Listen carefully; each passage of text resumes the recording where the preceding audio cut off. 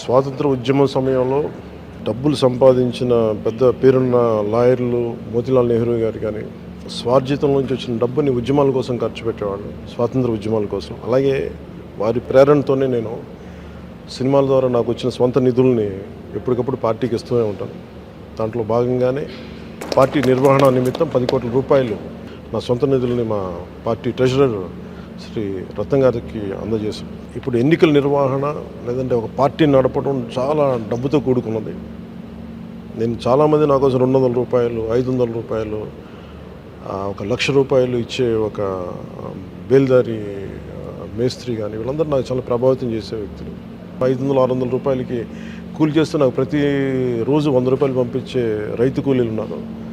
So వాళ్ళే అంత బలంగా పార్టీకి అండగా ఉన్నప్పుడు ఆర్థికంగా నా వంతు కృషిగా నేను కూడా దాదాపు 40-50 కోట్ల పైన ట్యాక్స్ కట్టాను లాస్ట్ 5-6 సంవత్సరాల్లో. అందుకని నేను కూడా మిగతా సంపాదన పార్టీకి నేను అందజేస్తూ వచ్చాను. దాంట్లో భాగంగానే ఇప్పుడు 10 కోట్ల రూపాయలు అందజేశాను. మనస్ఫూర్తిగా ఇది పార్టీకి అండగా ఉంటుంది ఈ నిధులు అని చెప్పి రత్నం గారికి తెలియజేసుకున్నాను. Thank you sir. Thank you.